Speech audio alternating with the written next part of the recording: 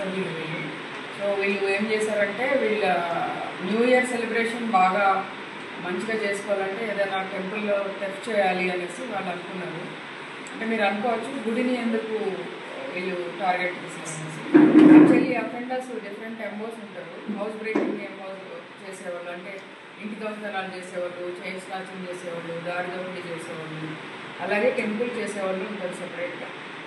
వాళ్ళు అవే చేస్తూ ఉంటారు. సో అందుకని ఫస్ట్ వాళ్ళు ఈ గడ్డెన వాగుకి వెళ్ళే దారిలో హనుమాన్ టెంపుల్ ఉంటుంది కదా పెద్దది, అది చేద్దామని వెళ్ళారు. అక్కడ వీలుగా లేదు.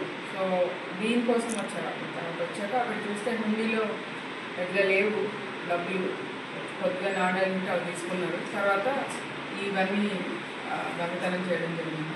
ఏంటంటే న్యూ ఇయర్ సెలబ్రేషన్ కోసం మనకు వచ్చిన కంప్లైంట్ వచ్చిన వెంటనే మన ఏఎస్పీ అవినాష్ కుమార్ గారి ఆధ్వర్యంలో టౌన్ సిఐ గోపీనాథ్ ఒక టీం ఫామ్ చేశారు. ఆ టీం అంతా కూడా వీళ్ళు ఆ ఏరియాలో యాక్చువల్లీ అన్ఫార్చునేట్లీ ఆ టెంపుల్లో సీసీ కెమెరాస్ లేవు. మనం రెగ్యులర్గా వాళ్ళకి నోటీసులు కూడా ఇచ్చాము సీసీ కెమెరాస్ పెట్టుకోమని. సో ఇమ్మీడియట్ క్లూ రాలేదు. చాలా కష్టపడి బయట మొత్తం దాన్ని అడ్జస్ట్మెంట్ ఏరియాస్లో ఎక్కడెక్కడ సీసీ కెమెరాలు ఉన్నాయని చూసి తర్వాత రకరకాల మనుషులతో మాట్లాడి human intelligence and CC cameras దీంతో ఒక క్లూ వచ్చింది మనకి. ఒక అతను ఆ రోజు కొద్దిగా పసుపు కుంకుమ బట్టలు కనుక్కొని తిరిగాడు అనేసి. సో దాన్ని తీసుకొని మన టీమ్ మెంబర్స్ అందరూ కలిపి బాగా వర్కౌట్ చేశారు. వితిన్ 48 hours అక్యూజ్డ్ని ఇద్దరిని అరెస్ట్ చేశారు. తర్వాత వాళ్ళని యాజ్ ఇట్ ఈజ్ ఆ టెంపుల్లో ఏదైతే పోయిందో అవన్నీ కూడా రికవర్ చేశారు.